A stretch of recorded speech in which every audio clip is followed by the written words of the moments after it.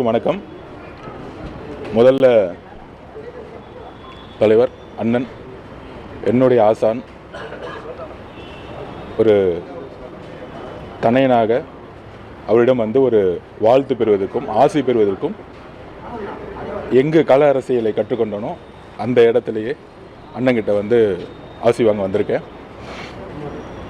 ஒரு கருத்தியலாக கொள்கை ரீதியாக பெரியார் அவர்களுடைய கொள்கைகளும் அம்பேத்கருடைய கொள்கைகளும் கொள்கை ரீதியான பயணத்தில் தலைவர் திருமாவளவன்கிட்ட தான் மிகப்பெரிய கருத்துக்களை உள்வாங்கி கள அரசியலை கற்றுக்கொண்டேன்.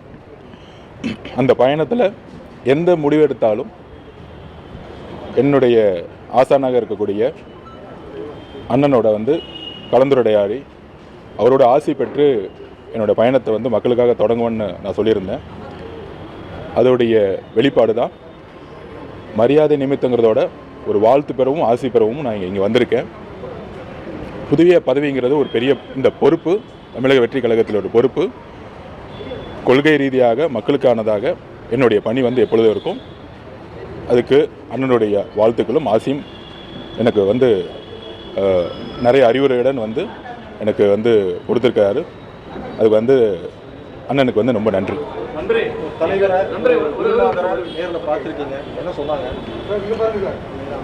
வாழ்த்து சொன்னார், நிறைய அறிவுரை சொல்லியிருக்காரு. அண்ணன் எப்பவுமே சொல்லுவார் பொறுமையாக போன்னு. நான் சொன்னேன் 10 வருஷம் வேலையை 10 மாதம் செய்யணும் அப்படின்னு சொன்னேன். சரி, எல்லாத்துக்கும் வாழ்த்துக்கள். நிறைய அறிவுரை கூறியிருக்காரு. அவரோட அறிவுரை எப்பயுமே ஒன்று தான் இருக்கும், கொள்கைப்படி அரசியலை உருவாக்குங்கள். அதிகாரத்தை நோக்கிய பயணத்தில் அதிகாரத்தை அடைவதற்கு கொள்கைப்படி அரசியலை உருவாக்குங்கள்னு என்கிட்ட சொன்னார்.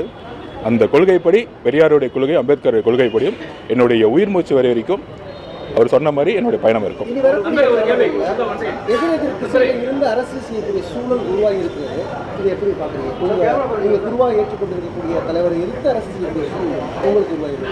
எங்களுக்கும் தலைவர் அவர்களுக்கும் கொள்கை அளவில் எந்த விதமான எதிரெது துருவமே கிடையாது. எங்களுக்கும் மதவாதத்திற்கு எதிராக இருக்கும், சாதியவாதத்துக்கு இருக்கும். எங்களுடைய கட்சி தலைவரும் சரி, தாவைக்கோட கட்சி சரி, அண்ணனும் சரி, ஒரே கருத்து ஒரே கொள்கையில் தான் நாங்கள் இருக்கிறோம். அதனால் எதிரெது துருவம் இல்லை, ஒரே துருவத்தில் கொள்கை அடிப்படையில் பயணம் எப்பொழுதுமே இருக்கும். இப்பயும் கொள்கை அடிப்படையில் இப்பயும் ஒற்றுமையாக தான் இருக்கிறோம்.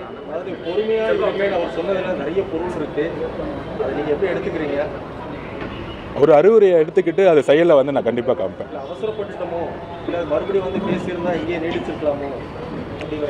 நான் இங்கே தான் நீடிச்சிருக்கேன், அதனால தான் இங்கே நிற்கிறேன்.